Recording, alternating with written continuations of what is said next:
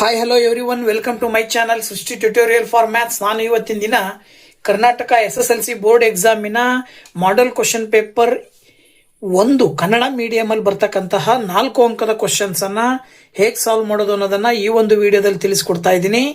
So ಬನ್ನಿ class ಶುರು ಮಾಡೋಣ. ಓಕೆ, 4 ಅಂಕದ ಮೊದಲನೇ ಕ್ವಶನ್ ಬಂದ್ಬಿಟ್ಟು ಗ್ರಾಫಿಕ್ ಸಂಬಂಧಪಟ್ಟಿರ್ತಕ್ಕಂಥದ್ದು. ರೇಖಾತ್ಮಕ ಸಮೀಕರಣಗಳ ಜೋಡಿಯನ್ನ ನಕ್ಷೆಯ ವಿಧಾನದ ಮುಖಾಂತರವಾಗಿ ಆ ಜೋಡಿಗಳ ಬೆಲೆಯನ್ನ ಕಂಡುಹಿಡಿಯಿರಿ ಅಂತ ಕೊಟ್ಟಿದ್ದಾರೆ. ಕೊಟ್ಟಿರುವಂತಹ ಈಕ್ವೇಶನ್ಗಳು ಬಂದು x+2y = 6, x+y = 5. ಓಕೆನಾ? ಓಕೆ ನೋಡಿ, ಮೊದಲು ಕೊಟ್ಟಿರುವ 2 ಸಮೀಕರಣಗಳನ್ನ ಈ ರೀತಿ ಒಂದು ಸಮೀಕರಣ ಈ ಕಡೆ ಒಂದು ಸಮೀಕರಣ ಬರ್ಕೊಂಡು ಮೊದಲನೇ ಸಮೀಕರಣದ ಎಡಭಾಗದಲ್ಲಿರುವ 2 ವೇರಿಯೇಬಲ್ಸ್ಗಳಲ್ಲಿ ಒಂದನ್ನ ಎಡಭಾಗದಲ್ಲಿ ಇಟ್ಕೊಂಡು ಇನ್ನೊಂದನ್ನ ಬಲಭಾಗ ಕಳಿಸ್ಬೇಕು. ಆಗ 2y ಆ ಕಡೆ ಕಳಿಸಿದ್ರೆ -2y ಆಗತ್ತೆ. ಈಗ x ಗೆ y ನ ಬೆಲೆಯನ್ನ ನಾವು ಸಪೋಸ್ 0 ಅಂತ ತಗೊಂಡ್ರೆ x = 6 - 2 × 0 ಆಗತ್ತೆ. 6 - 2 × 0 ಮಾಡಿದ್ರೆ 0 ಬರೋದ್ರಿಂದ x ನ ಬೆಲೆ 6 ಅಂತ ತಗೊಳ್ತೀರಾ. ಅಲ್ಲಿಗೆ 2 ಪಾಯಿಂಟ್ ಸಿಕ್ಕು, x, y = 6, 0 ಅಂತಕ್ಕಂಥದ್ದು. ಹಾಗೆ ಇನ್ನೊಂದು ಬಾರಿ y ನ ಜಾಗದಲ್ಲಿ 2 ಹಾಕಿದ್ರೆ x = 6 - 2 × 2 ಮಾಡಿದ್ರೆ 4 ಬರುತ್ತೆ. 6ರಲ್ಲಿ 4 ಕಳೆದ್ರೆ 2 ಅಲ್ಲ. ಆಗ ನಿಮಗೆ ಮತ್ತೆ x ಮತ್ತು y ನ ಪಾಯಿಂಟ್ಸ್ ಬಂದ್ಬಿಟ್ಟು 2, 2 ಅಂತ ಬಂತು. ಸೊ ಒಂದು ಸಮೀಕರಣದ 2 ಬಿಂದುಗಳನ್ನ ತಗೊಂಡಿದ್ದೀರಿ. ಅದೇ ರೀತಿ ಇನ್ನೊಂದು ಸಮೀಕರಣದ 2 ಬಿಂದುಗಳನ್ನ ತಗೊಳ್ಬೇಕಲ್ವಾ? ಹಾಗಾಗಿ ಇಲ್ಲೂ ಕೂಡ ಅದೇ ರೀತಿ y ಅನ್ನ ಎಡಭಾಗದಿಂದ ಬಲಭಾಗ ಕಳಿಸಿದ್ರೆ -y ಆಗತ್ತೆ. ಈಗ y ಗೆ ಬೆಲೆ 0 ಹಾಕಿದ್ರಿ ಅಂದ್ರೆ 5 - 0 = 5 ಬರುತ್ತೆ. ಹಾಗೇನೆ y ನ ಬೆಲೆ 2 ಹಾಕಿದ್ರೆ 5 - 2 = 3 ಬರುತ್ತೆ. ಅಲ್ಲಿಗೆ 5, 0 ಅನ್ನೋದು ಒಂದು ಬಿಂದು ಆದ್ರೆ 3, 2 ಅನ್ನೋದು ಇನ್ನೊಂದು ಬಿಂದು. ಈಗ ಗ್ರಾಫ್ ಅನ್ನ ಈ ರೀತಿಯಲ್ಲಿ ನೀವು ಚಿತ್ರೀಕರಣ ಮಾಡ್ಕೊಳ್ಬೇಕು. ಹೇಗೆ? ಒಂದು x ಆಕ್ಸಿಸ್ ನೇರವಾಗಿ, ಇನ್ನೊಂದು ಅಡ್ಡವಾಗಿ y ಆಕ್ಸಿಸ್ ಅನ್ನ ಹಾಕೊಂತೀರ. x ಅಕ್ಷ ಮತ್ತು y ಅಕ್ಷ, x ಡ್ಯಾಶ್ y ಡ್ಯಾಶ್ ಅಂತ ತಗೊಳ್ತೀರ. ಸೊ ಇದಕ್ಕೆ ಅಳತೆಯನ್ನ ಬರ್ಕೊಳ್ಳೋದಾದ್ರೆ x ಆಕ್ಸಿಸ್ ಅಂತ ಹೇಳಿದ್ರೆ x ಅಕ್ಷಕ್ಕೆ 1 ಸೆಂಟಿಮೀಟರ್ ಅಂದ್ರೆ 1 ಯೂನಿಟ್ ಅಂತ, 1 ಮಾನ ಅಂತ ಹೇಳ್ತೀವಿ. ಹಾಗೆ y ಆಕ್ಸಿಸ್ ಅಲ್ಲಿ 1 ಸೆಂಟಿಮೀಟರ್ ಅಂದ್ರೆ 1 ಯೂನಿಟ್ ಅಂದ್ರೆ 1 ಮಾನ ಅಂತ ಹೇಳಿ ತಗೊಳ್ಬೇಕು. ಈಗ ಪ್ರತಿಯೊಂದು ಗೆರೆಗೂ 1, 2, 3 0ಯ ಮುಂಭಾಗದಲ್ಲಿ ಬರುವ ಸಂಖ್ಯೆಗಳೆಲ್ಲವೂ ಧನಾತ್ಮಕವಾಗಿರ್ತವೆ, 0ಯ ಹಿಂಭಾಗದಲ್ಲಿ ಋಣಾತ್ಮಕವಾಗಿರ್ತವೆ x ಅಕ್ಷದಲ್ಲಿ. ಹಾಗೆ y ಅಕ್ಷದಲ್ಲಿ 0ಯ ಮೇಲ್ಭಾಗದಲ್ಲಿ ಬರುವಂತಹ ಬಿಂದುಗಳೆಲ್ಲವೂ ಕೂಡ ಧನಾತ್ಮಕವಾಗಿರ್ತವೆ. ಹಾಗೇನೆ 0ಯ ಕೆಳಭಾಗದಲ್ಲಿ ಬರುವಂತಹ ಬಿಂದುಗಳು ಋಣಾತ್ಮಕವಾದಂತಹ ಬೆಲೆಯನ್ನ ಹೊಂದಿರ್ತವೆ. ಈಗ ನಿಮಗೆ ಇಲ್ಲಿ ಬಂದಿರುವ ಬಿಂದುಗಳನ್ನ ಇಲ್ಲಿ ಈ ಒಂದು ಗ್ರಾಫ್ ನಲ್ಲಿ ಮಾರ್ಕ್ ಮಾಡಬೇಕು. ಪಾಯಿಂಟ್ ಅನ್ನ ಎಲ್ಲಿ ಮಾರ್ಕ್ ಮಾಡೋದು, ಹೇಗೆ ಮಾಡೋದು ಅಂತಕ್ಕಂಥದ್ದನ್ನ ನೋಡೋದಾದ್ರೆ ಮೊದಲನೇದಾಗಿ 6, 0 ಅಂತಿದೆ. ಈ 6, 0 ಅಂದ್ರೆ x ನ ಅಕ್ಷದಲ್ಲಿ 6 ಎಲ್ಲಿ ಬರುತ್ತೆ? ಇಲ್ಲಿ ಬರುತ್ತೆ.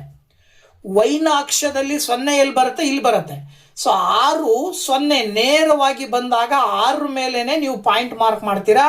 ಅದು 6, 0 ಅಂತ ತಗೊಳ್ತೀರಾ. 6, 0 ಒಂದು ಪಾಯಿಂಟ್ ಆಯ್ತು. ಇನ್ನೊಂದು ಪಾಯಿಂಟ್ 2, 2. ಸೊ 2, 2 ಅಂತ ಹೇಳಿದ್ರೆ ಎಲ್ಲಿ ಬರುತ್ತೆ? x ಅಕ್ಷದಲ್ಲಿ 2, y ಅಕ್ಷದಲ್ಲಿ 2 ಅಂದ್ರೆ ಈ 2ರ ನೇರವಾಗಿ ಆ ಗೆರೆಯ ಮೇಲೆ ಬಂದು ಪಾಯಿಂಟ್ ಮಾರ್ಕ್ ಮಾಡ್ತೀರಾ. 2, 2 ಅಂತ ತಗೊಳ್ತೀರಾ. ಈ 2 ಬಿಂದುಗಳನ್ನ ಒಂದು ರೇಖೆಯ ಮೂಲಕ ಸೇರಿಸಿದಾಗ ಈ ರೀತಿ ಒಂದು ರೇಖೆಯನ್ನ ಸೇರಿಸ್ತೀರಾ. ಆ ರೇಖೆ ಏನಾಗಿರುತ್ತೆ ಅಂದ್ರೆ ನಿಮಗೆ ಕೊಟ್ಟಿರುವ ಮೊದಲನೇ ರೇಖಾತ್ಮಕ ಸಮೀಕರಣದ್ದಾಗಿರುತ್ತೆ. x+2y = 6. ಇನ್ನು ಎರಡನೇ ಸಮೀಕರಣಕ್ಕೆ ಬಂದಿರುವಂತಹ ಬಿಂದುಗಳನ್ನ ನೋಡಿದ್ರೆ 5, 0 ಇದೆ. x ಅಕ್ಷದಲ್ಲಿ 5, y ಅಕ್ಷದಲ್ಲಿ 0 ಅಂತ ಹೇಳಿದ್ರೆ ಇದ್ರ ನೇರವಾಗಿ 5 ಈ ಪಾಯಿಂಟ್ ಅನ್ನೇ ನೀವು ಮಾರ್ಕ್ ಮಾಡ್ತೀರಾ. 5, 0. 5, 0 ಒಂದು ಪಾಯಿಂಟ್ ಆಯ್ತು. ಇನ್ನು ಈ 3, 2. 3, 2 ಅಂದ್ರೆ x ಅಕ್ಷದಲ್ಲಿ 3, y ಅಕ್ಷದಲ್ಲಿ 2 ಅಂತ ಹೇಳಿದ್ರೆ ಇಲ್ಲಿದೆ. ಓಕೆನಾ? ಸೊ ಈ 2 ಬಿಂದುಗಳನ್ನ ಮಾರ್ಕ್ ಮಾಡಿದ್ರೆ ಇಲ್ಲೊಂದು ಪಾಯಿಂಟ್ ಬರುತ್ತೆ.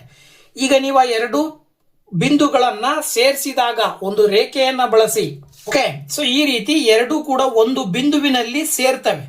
ಆ ಸೇರಿರುವ ಬಿಂದುವಿನ ನೇರವಾಗಿ ನೀವು ಎಕ್ಸ್ ಅಕ್ಷದವರೆಗೂ ಒಂದು ಡಾಟ್ ಲೈನ್ ಅನ್ನು ಹಾಕಬೇಕು, ಹಾಗೆ ವೈ ಅಕ್ಷದವರೆಗೂ ಕೂಡ ಒಂದು ಡಾಟ್ ಲೈನ್ ಅನ್ನು ಹಾಕಬೇಕು. ಎಕ್ಸ್ ಅಕ್ಷದ ಮೇಲೆ ಯಾವ ಬಿಂದುವನ್ನ ಬಂದು ಸೇರುತ್ತೋ ಅದು ಎಕ್ಸ್ ನ ಬೆಲೆ ಆಗಿರುತ್ತೆ. ಅಂದ್ರೆ ಎಕ್ಸ್ ನ ಬೆಲೆ ಏನ್ ಬಂತು? 4. ಹಾಗೆ ವೈ ಅಕ್ಷದ ಮೇಲೆ ಯಾವ ಬಿಂದುವಿನ ಮೇಲೆ ಬಂದು ಸೇರ್ತಾ ಇದೆಯೋ ಅದನ್ನು ನಾವು ವೈ ನ ಬೆಲೆ ಅಂತ ಕರಿತೀವಿ.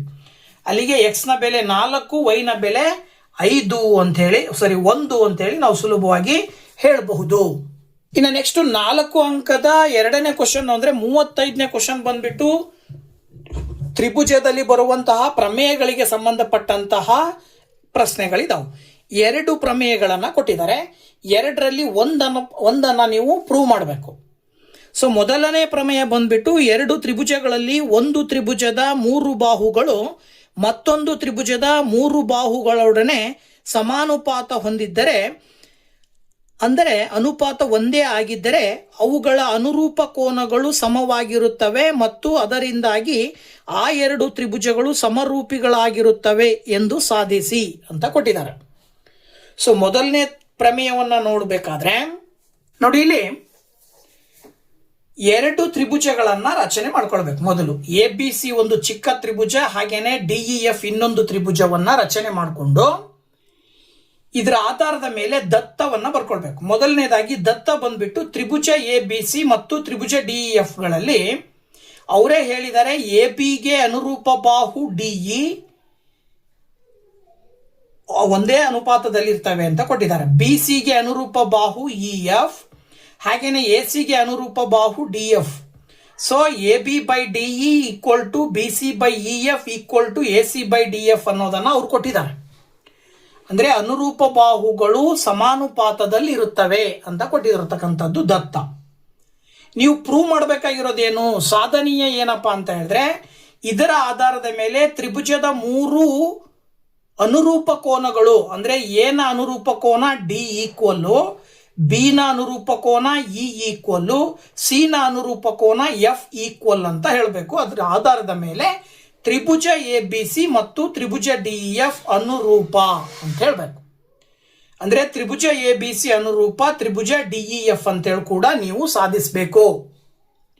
ಸೊ ಇದನ್ನ ಸಾಧಿಸಬೇಕು ಅಂದ್ರೆ ನಾವು ಸಣ್ಣದಾಗಿ ಒಂದು ಕನ್ಸ್ಟ್ರಕ್ಷನ್ ಮಾಡ್ಕೊಳ್ಬೇಕು, ರಚನೆಯನ್ನ ಮಾಡಬೇಕು. ಏನ್ ರಚನೆ ಮಾಡ್ಬೇಕಪ್ಪ ಅಂದ್ರೆ, ತ್ರಿಭುಜ DEF ನಲ್ಲಿ DE ನ ಮೇಲೆ ಒಂದು ಪಾಯಿಂಟ್ ಅನ್ನ ಮಾರ್ಕ್ ಮಾಡಬೇಕು. ಆ ಪಾಯಿಂಟ್ ಏನಾಗಿರ್ಬೇಕು ಅಂದ್ರೆ AB ಯ ಅಳತೆಗೆ ಸಮ ಇರಬೇಕು. ಸೊ AB ಯ ಅಳತೆಗೆ ಸಮ ಇರೋ ರೀತಿಯಲ್ಲಿ D ಇಂದ ಒಂದು ಪಾಯಿಂಟ್ ಮಾರ್ಕ್ ಮಾಡಿ ಅದನ್ನ P ಅಂತ ಹೆಸರು ತಗೊಳ್ಳಿರಿ. ಹಾಗೇನೆ DF ನ ಮೇಲೆ ACಗೆ ಸಮವಾಗಿರುವ ಅಳತೆಯನ್ನ ಹೊಂದಿರುವಂತೆ ಇನ್ನೊಂದು ಪಾಯಿಂಟ್ ಮಾರ್ಕ್ ಮಾಡಿ ಅದಕ್ಕೆ Q ಅಂತ ಹೆಸರು ಕೊಡ್ರಿ. ಈಗ P ಮತ್ತೆ Q ಎರಡನ್ನ ಸೇರಿಸಿ, ಇದು ರಚನೆ. ಸೊ DE ಮತ್ತು DF ಗಳ ಮೇಲೆ ಕ್ರಮವಾಗಿ P ಮತ್ತು Q ಗಳನ್ನು DP = AB ಮತ್ತು DQ = AC ಆಗಿರುವಂತೆ ಗುರುತಿಸಿ, ಹಾಗೇನೆ PQ ಅನ್ನು ಸೇರಿಸಿ. ಇದು ರಚನೆ. ಸೊ ಈ ರಚನೆಯ ನಂತರ ನೀವು ಅದನ್ನ ಸಾಧಿಸಬೇಕು ಅಂತ ಹೇಳಿದ್ರೆ ಹೆಂಗ್ ಮಾಡ್ಬೇಕು? ಇಲ್ಲಿ ಈ ರೀತಿ 2 ಕಾಲಮ್ ತಗೊಳ್ತೀವಿ, ಒಂದು ವಿಷಯ, ಇನ್ನೊಂದು ಕಾರಣ. ಮೊದಲನೇದಾಗಿ ನಾವು ಈ PQ ನ ರಚನೆ ಮಾಡಿಕೊಂಡ ಕಾರಣದಿಂದಾಗಿ DEF ನ ಮೇಲೆ ಇನ್ನೊಂದು ತ್ರಿಭುಜದ ರಚನೆಯಾಗಿದೆ, ಅದು DPQ. ಈಗ ತ್ರಿಭುಜ ABC ಮತ್ತು DPQ ಅನ್ನ ನೀವು ಆಯ್ಕೆ ಮಾಡಿಕೊಂಡ್ರೆ ಅವೆರಡರಲ್ಲೂ AB/DE ಅಂತ ಕೊಟ್ಟಿರೋದ್ರಿಂದ ಗಿವನ್, ಹಾಗೇನೆ AC/DF ಅಂತ ಕೊಟ್ಟಿರೋದ್ರಿಂದ ನೀವು ABಗೆ ಸಮವಾಗುವಂತೆ DP ಅನ್ನ ಹಾಕೊಂಡಿದ್ದೀರಿ. ಹಾಗಾಗಿ AB ಇರೋ ಜಾಗದಲ್ಲಿ DP ಅಂತ ತಗೊಳ್ರಿ. ACಗೆ ಸಮವಾಗೋ ರೀತಿಯಲ್ಲಿ DQ ಹಾಕೊಂಡಿದ್ದೀರಿ. ಸೊ ACಯ ಬದಲಾಗಿ ನೀವು DQ ಅಂತ ತಗೊಳ್ರಿ ಕೊಟ್ಟಿರುವಂತಹ ದತ್ತಕ್ಕೆ. ಅಲ್ಲಿಗೆ DP/DE = DQ/DF ಆಗುತ್ತೆ. ಇದನ್ನ ರಚನೆಯ ಆಧಾರದ ಮೇಲೆ ಬರ್ಕೊಂಡಿದ್ದೀವಿ. ಇದರ ಆಧಾರದ ಮೇಲೆ ಇಲ್ಲಿ DP/DE DQ/DF ಆಗಿತ್ತು ಅಂದ್ರೆ ಪ್ರಮೇಯ ಬರುತ್ತೆ, ಥೇಲ್ಸ್ನ ವಿಲೋಮ ಪ್ರಮೇಯ. ಥೇಲ್ಸ್ನ ವಿಲೋಮ ಪ್ರಮೇಯ ಏನ್ ಹೇಳುತ್ತಪ್ಪ ಅಂತ ಹೇಳಿದ್ರೆ, ಒಂದು ತ್ರಿಭುಜದ 2 ಅನುರೂಪ ಬಾಹುಗಳು ಸಮಾನುಪಾತದಲ್ಲಿ ವಿಭಾಗವಾದರೆ ಅಲ್ಲಿ ಒಂದು ರೇಖೆಯು ಇನ್ನೊಂದು ರೇಖೆಗೆ ಏನಾಗಿರುತ್ತೆ, ಪ್ಯಾರಲಲ್ ಸಮಾಂತರದಲ್ಲಿರುತ್ತೆ ಅಂತೇಳಿ ವಿಲೋಮ ಪ್ರಮೇಯ ಹೇಳುತ್ತೆ. ಅದರ ಆಧಾರದ ಮೇಲೆ ಪಿ ಕ್ಯೂ ಮತ್ತೆ ಇ ಎಫ್ ಸಮಾಂತರ ಅಂತ ಹೇಳ್ತೀವಿ ನಾವು. ಯಾವುದ್ರ ಆಧಾರದ ಮೇಲೆ? ಥೇಲ್ಸ್ನ ವಿಲೋಮ ಪ್ರಮೇಯದ ಆಧಾರದ ಮೇಲೆ. ಇದರ ಆಧಾರದ ಮೇಲೆ ಪಿ ಕ್ಯೂ ಮತ್ತೆ ಇ ಎಫ್ ಸಮಾಂತರದಲ್ಲಿದ್ದಾವೆ ಅಂದ್ರೆ ಅದರ ಅರ್ಥ ಪಿ ಕ್ಯೂ ಮತ್ತೆ ಪಿ ಮತ್ತೆ ಇ ಎರಡೂ ಕೋನಗಳು ಏನಾಗ್ತವೆ? ಅಕ್ಕಪಕ್ಕದ ಕೋನಗಳಾಗ್ತವೆ. ಸೊ ಕೋನ ಪಿ ಮತ್ತೆ ಕೋನ ಇ ಈಕ್ವಲ್ ಇರುತ್ತೆ. ಹಾಗೇನೆ ಕೋನ ಕ್ಯೂ ಮತ್ತೆ ಕೋನ ಎಫ್ ಈಕ್ವಲ್ ಇರುತ್ತೆ. ಯಾವಾಗ? ಪಿ ಕ್ಯೂ ಮತ್ತೆ ಇ ಎಫ್ ಸಮಾಂತರದಲ್ಲಿದ್ದಾಗ. ಸೊ ಅಲ್ಲಿಗೆ ಇವೆರಡೂ ಕೋನಗಳು ಸಮ ಇದಾವೆ ಅಂತಂದ್ರೆ ಅದ್ರ ಜೊತೆಗೆ ಈ ತ್ರಿಭುಜ ಎರಡನ್ನ ಕನ್ಸಿಡರ್ ಮಾಡಿದ್ರೆ, ನೀವು ಡಿ ಪಿ ಕ್ಯೂ ಮತ್ತೆ ಡಿಇ ಎಫ್ ಅನ್ನ ಕನ್ಸಿಡರ್ ಮಾಡಿದ್ರೆ, ಡಿ ಪಿ ಕ್ಯೂ ಮತ್ತೆ ಡಿಇ ಎಫ್ ನಲ್ಲಿ ಕೋನ ಡಿ ಮತ್ತೆ ಇನ್ನೊಂದಕ್ಕೂ ಕೋನ ಡಿ ಎರಡಕ್ಕೂ ಕೂಡ ಒಂದೇ ಕೋನ ಸಾಮಾನ್ಯವಾಗಿ ಬರುತ್ತೆ. ಹಾಗಾಗಿ ಮೂರೂ ಕೋನಗಳು ಸಮ ಇದಾವೆ. ಸೊ ಮೂರು ಕೋನಗಳು ಸಮ ಇದಾವೆ, ಮೂರು ಅನುರೂಪ ಕೋನಗಳು ಸಮ ಇದಾವೆ ಅಂದ್ರೆ ಈ ತ್ರಿಭುಜದಲ್ಲಿ ಬರುವ ಎರಡು ತ್ರಿಭುಜಗಳು ಡಿ ಪಿ ಕ್ಯೂ ಮತ್ತೆ ಡಿಇ ಎಫ್ ಎರಡು ಕೂಡ ಅನುರೂಪವಾಗಿದ್ದಾವೆ ಅಂತ ನಾವು ಹೇಳ್ತೀವಿ. ಯಾವಾಗ ಆ ಎರಡು ತ್ರಿಭುಜಗಳು ಅನುರೂಪವಾಗಿರ್ತಾವೋ ಅವುಗಳ ಅನುಪಾತಗಳ ಸಮಾನತೆಯ ಆಧಾರದ ಮೇಲೆ D P by D E equal to D Q by D F equal to P Q by E F ಅಂತ ಹೇಳ್ತೀವಿ ನಾವು. ಇಲ್ಲಿಗೆ ಈ ಡಿ ಪಿ ಅಂತ ಹೇಳಿದ್ರೆ ರಚನೆಯನ್ನು ನಾವು ಆಧಾರದ ಮೇಲೆ ಎ ಬಿ ಅಂತ ಬರಿಬಹುದು. ಹಾಗೇನೆ ಬಿ ಸಿ ಏನಾಗತ್ತೆ, ಅವಾಗ ಪಿ ಕ್ಯೂಗೆ ಈಕ್ವಲ್ ಆಗತ್ತೆ. ಹಾಗಾಗಿ ಬಿ ಸಿಯ ಬದಲಾಗಿ ಪಿ ಕ್ಯೂನ ಬದಲಾಗಿ B C by E F ಅಂತ ಹೇಳ್ಬೋದು. ಇದರ ಅರ್ಥ ಏನಾಯ್ತು? B C is equal to P Q ಆಯ್ತು. ಸೊ ಬಿ ಸಿ ಮತ್ತೆ ಪಿ ಕ್ಯೂ ಎರಡೂ ಸಮ ಇದೆ. ಹಾಗೇನೆ ನಾವು ರಚನೆ ಮಾಡ್ಕೊಂಡಿದೀವಿ ಎ ಬಿ ಮತ್ತೆ ಡಿ ಪಿ ಸಮ ಇದೆ. ಹಾಗೇನೆ ಎ ಸಿ ಮತ್ತೆ ಡಿ ಕ್ಯೂ ಸಮ ಇದೆ. ಈ ಮೂರು ಅನುರೂಪ ಬಾಹುಗಳು ಸಮ ಇರೋದ್ರಿಂದ ತ್ರಿಭುಜ ಎ ಬಿ ಸಿ ಸರ್ವಸಮ ತ್ರಿಭುಜ ಡಿ ಪಿ ಕ್ಯೂ ಅಂತ ಹೇಳ್ಬೋದು. ನೋಡಿ, ಅಲ್ಲಿಗೆ ಎ ಬಿ ಸಿ ಮತ್ತೆ ಡಿ ಪಿ ಕ್ಯೂ ಸರ್ವಸಮವಾಗಿದ್ದಾವೆ ಅಂದ್ರೆ ಅವುಗಳ ಅನುರೂಪ ಕೋನಗಳು ಸಮ ಇರ್ತಾವೆ. ಯಾವ್ಯಾವ ಕೋನಗಳವು? ಎಗೆ ಡಿ ಸಮ, ಬಿಗೆ ಇ ಸಮ. ಯಾಕೆಂದ್ರೆ ಬಿಗೆ ಆಕ್ಚುಲಿ ಪಿ ಸಮ ಆಗತ್ತೆ, ಬಟ್ ಪಿ ಮತ್ತೆ ಇ ಎರಡು ಈಕ್ವಲ್ ಇರೋದ್ರಿಂದ ನಾವು ಬಿ ಅನ್ನ ಇಗೆ ಈಕ್ವಲ್ ಅಂತ ಹೇಳ್ಬೋದು. ಹಾಗೇನೆ ಇನ್ನೊಂದು ಸಿ ಬಂದ್ಬಿಟ್ಟು ಕ್ಯೂಗೆ ಈಕ್ವಲ್, ಬಟ್ ಕ್ಯೂ ಮತ್ತೆ ಎಫ್ ಈಕ್ವಲ್ ಇರೋದ್ರಿಂದ ಸಿ ಅನ್ನ ನಾವು ಡೈರೆಕ್ಟ್ ಆಗಿ ಈಕ್ವಲ್ ಟು ಎಫ್ ಅಂತ ಕರಿಬಹುದು. ಸೊ ಇದರ ಆಧಾರದ ಮೇಲೆ angle A is equal to angle D, angle B is equal to angle P as well as angle B is equal to angle E ಅಂತಾನು ಕೂಡ ಹೇಳ್ಬಹುದು. ಹಾಗೆ angle C is equal to angle Q ಮತ್ತೆ angle C is equal to angle F. ಇದರ ಆಧಾರದ ಮೇಲೆ ತ್ರಿಭುಜ A B C ಮತ್ತು ತ್ರಿಭುಜ ಡಿಇ ಎಫ್ ಎರಡು ಅನುರೂಪವಾಗಿದ್ದಾವೆ ಅಂತೇಳಿ ಸುಲಭವಾಗಿ ಹೇಳ್ತೀವಿ. 35ನೇ ಕ್ವಶನ್ ಆಪ್ಷನ್ ಆಗಿ ಇನ್ನೊಂದು ಥಿಯರಮ್ ಅನ್ನ ಕೊಟ್ಟಿದ್ದಾರೆ. ಏನಪ್ಪಾ ಅಂದ್ರೆ, ತ್ರಿಭುಜದ ಒಂದು ಕೋನವು ಮತ್ತೊಂದು ತ್ರಿಭುಜದ ಒಂದು ಕೋನಕ್ಕೆ ಸಮನಾಗಿದ್ದು ಆ ಕೋನಗಳನ್ನು ಉಂಟು ಮಾಡಿರುವ ಬಾಹುಗಳು ಸಮಾನುಪಾತದಲ್ಲಿದ್ದರೆ ಆ ಎರಡು ತ್ರಿಭುಜಗಳು ಸಮರೂಪಿಗಳಾಗಿರುತ್ತವೆ ಎಂದು ಸಾಧಿಸಿ ಅಂತ ಕೊಟ್ಟಿದ್ದಾರೆ. ಓಕೆನಾ? ಸೊ ಇದನ್ನ ಹೇಗೆ ಪ್ರೂವ್ ಮಾಡಬಹುದು ಅಂತಕ್ಕಂಥದ್ದನ್ನ ನೋಡೋದಾದ್ರೆ, ಓಕೆ, ಇದು ಕೂಡ ಹಿಂದಿನ ಪ್ರಮೇಯದ ಪ್ರಕಾರನೇ ಎ ಬಿ ಸಿ ಮತ್ತೆ ಡಿಇ ಎಫ್ ಎರಡು ತ್ರಿಭುಜಗಳನ್ನ ರಚಿಸಿಕೊಂಡು ದತ್ತ ಬರ್ಕೊಳ್ತೀವಿ. ಇಲ್ಲಿ ಏನ್ ದತ್ತ ಕೊಟ್ಟಿದ್ದಾರೆ ಅಂದ್ರೆ, ತ್ರಿಭುಜ ಎ ಬಿ ಸಿ ಮತ್ತು ತ್ರಿಭುಜ ಡಿಇ ಎಫ್ ಗಳಲ್ಲಿ ಕೋನ ಒಂದು ಅನುರೂಪ ಕೋನ ಸಮ ಇದಾವೆ ಅಂತ ಕೊಟ್ಟಿದ್ದಾರೆ. ಒಂದು ಜೋಡಿ ಅನುರೂಪ ಕೋನಗಳು ಸಮ ಇದಾವೆ. ಇನ್ನು ಅದೇ ಕೋನದ ಎರಡು ಬಾಹುಗಳು ಅನುರೂಪ ಬಾಹುಗಳ ಅನುಪಾತವು ಸಮ ಇದೆ ಅಂತ ಕೊಟ್ಟಿದ್ದಾರೆ. ಅಂದ್ರೆ A B by D E is equal to A C by D F ಅಂತ ಕೊಟ್ಟಿದ್ದಾರೆ. ಇನ್ನು ನೀವು ಪ್ರೂವ್ ಮಾಡಬೇಕಾಗಿರೋದು ತ್ರಿಭುಜ ಎ ಬಿ ಸಿ ಮತ್ತು ತ್ರಿಭುಜ ಡಿಇ ಎಫ್ ಎರಡು ಅನುರೂಪ ತ್ರಿಭುಜಗಳು ಅಂತ ಪ್ರೂವ್ ಮಾಡಬೇಕು. ಇಲ್ಲೂ ಕೂಡ ರಚನೆ ಮಾಡ್ಕೊಳ್ಬೇಕು. ಏನು ಅಂದ್ರೆ, ಎ ಬಿಗೆ ಸಮವಾಗುವಷ್ಟು ಡಿ ಇಂದ ಒಂದು ಪಾಯಿಂಟ್ ಅನ್ನ ಮಾರ್ಕ್ ಮಾಡಿ, ಹಾಗೇನೆ ಎ ಸಿಗೆ ಸಮವಾಗುವಷ್ಟು ಡಿ ಎಫ್ ಮೇಲೆ ಒಂದು ಪಾಯಿಂಟ್ ಮಾರ್ಕ್ ಮಾಡಿ, ಆ ಎರಡೂ ಪಾಯಿಂಟ್ಗಳಿಗೆ ಪಿ ಕ್ಯೂ ಅಂತ ಹೆಸರು ಕೊಡಿ, ಪಿ ಮತ್ತೆ ಕ್ಯೂ ಎರಡನ್ನ ಸೇರಿಸಿ. ಇದು ರಚನೆ. ಇದಾದ ನಂತರ ಇದನ್ನ ಸಾಧನೆ ಹೇಗೆ ಮಾಡೋದು ಅಂತ ಹೇಳಿದ್ರೆ, ಮೊದಲು ದತ್ತ ಕೊಟ್ಟಿರೋದ್ರ ಆಧಾರದ ಮೇಲೆ ತಗೊಳ್ಬೇಕು. ದತ್ತ ಏನ್ ಕೊಟ್ಟಿದ್ದಾರೆ? A B by D E is equal to A C by D F. ಇನ್ನ ನಾವೇನ್ ಮಾಡ್ಕೊಂಡಿದೀವಿ? ಎ ಬಿಗೆ ಸಮವಾಗುವಂತೆ ಡಿ ಪಿ ಯ ರಚನೆ ಮಾಡ್ಕೊಂಡಿದೀವಿ. ಹಾಗೇನೆ ಎ ಸಿಗೆ ಸಮವಾಗುವಂತೆ ಡಿ ಕ್ಯೂನ ರಚನೆ ಮಾಡ್ಕೊಂಡಿದ್ದೀವಿ. ಇದರ ಅರ್ಥ A B by D E ಬದಲಾಗಿ D P by D E, A C by D F ಬದಲಾಗಿ D Q by D F ಅಂತ ಹೇಳ್ಬೋದು. ಯಾವಾಗ ನೀವು ಇದನ್ನು ಹೇಳ್ತಿರೋ ಇದರ ಆಧಾರದ ಮೇಲೆ ಡಿ ಇ ಎಫ್ ನಲ್ಲಿ ಪಿ ಕ್ಯೂ ಅನ್ನೋದು ಏನಾಗಿದೆ ಇ ಎಫ್ ಗೆ ಸಮಾಂತರದಲ್ಲಿದೆ ಅಂತ ಅರ್ಥ ಕೊಡುತ್ತೆ. ಇದು ಥೇಲ್ಸ್ನ ವಿಲೋಮ ಪ್ರಮೇಯ ಹೇಳುತ್ತೆ. ಸೊ ಇವಾಗ ಪಿ ಕ್ಯೂ ಮತ್ತೆ ಇ ಎಫ್ ಸಮಾಂತರದಲ್ಲಿದ್ದಾವೆ ಅಂದ್ರೆ ಇಲ್ಲಿ ಬರುವಂತಹ ಕೋನಗಳು ಪಿ ಮತ್ತೆ ಇ ಎರಡೂ ಸಮ ಇರ್ತವೆ, ಕ್ಯೂ ಮತ್ತೆ ಎಫ್ ಸಮ ಇರ್ತವೆ. So P is equal to E, Q is equal to F.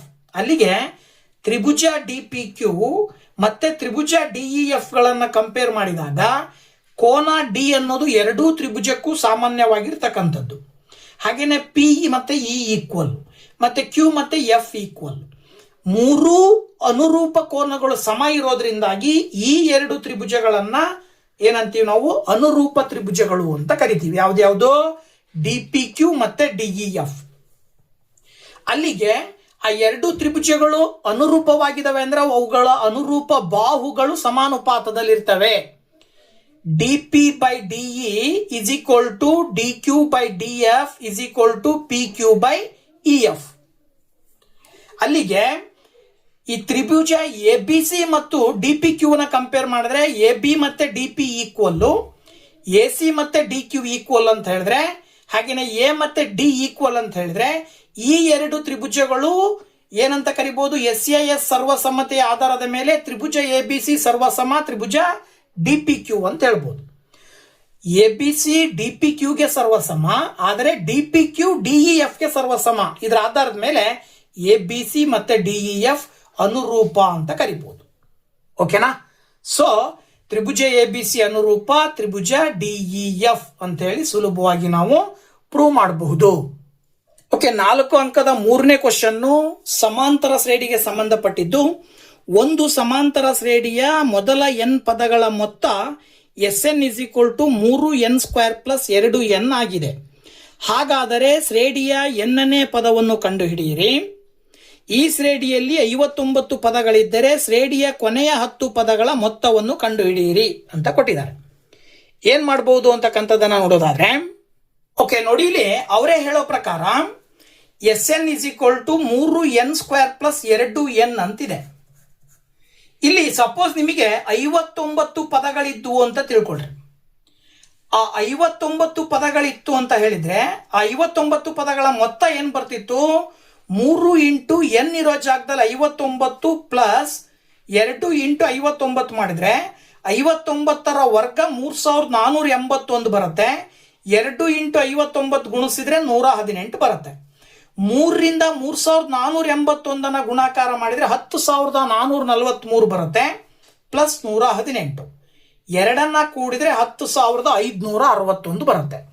ಇದು ಮೊದಲ 59 ಪದಗಳ ಮೊತ್ತ. ಯಾವಾಗ ಎಸ್ ಎನ್ನಿನ ಬೆಲೆ 3n² ಪ್ಲಸ್ 2n ಇದ್ರೆ. ಓಕೆನಾ? ಹಾಗೇನೆ 49 ಪದಗಳ ಮೊತ್ತವನ್ನು ಕಂಡುಹಿಡ್ಕೊಳ್ಬೇಕು ನಾವು. ಯಾಕೆ ಅಂತ ಹೇಳಿದ್ರೆ ಅವ್ರು ಏನ್ ಕೇಳಿದ್ದಾರೆ, ಕೊನೆಯ 10 ಪದಗಳ ಮೊತ್ತ ಕಂಡುಹಿಡಿಯಿರಿ ಅಂತ ಕೊಟ್ಟಿದ್ದಾರೆ. ಸೊ ಕೊನೆಯ 10 ಪದಗಳ ಮೊತ್ತ ಅಂದ್ರೆ 59 ಪದಗಳ ಮೊತ್ತದಲ್ಲಿ 49 ಪದಗಳ ಮೊತ್ತವನ್ನು ಕಳೆದ್ರೆ ಮಧ್ಯದಲ್ಲಿ ಇರುವ ಕೊನೆಯ 10 ಪದಗಳ ಮೊತ್ತ ಸಿಗುತ್ತೆ. ಹಾಗಾಗಿ 49 ಪದಗಳ ಮೊತ್ತವನ್ನು ಕಂಡುಹಿಡಿಬೇಕಾದ್ರೆ ಅದೇ ಕೊಟ್ಟಿರುವ ಎನ್ ಪದಗಳಿಗೆ ಎನ್ ಇರೋ ಜಾಗದಲ್ಲಿ 49 ಹಾಕಿದ್ರಿ ಅಂದ್ರೆ 49ರ ವರ್ಗ 2401 ಬರುತ್ತೆ. 49 ಇಂಟು 2 ಮಾಡಿದ್ರೆ 98 ಬರುತ್ತೆ.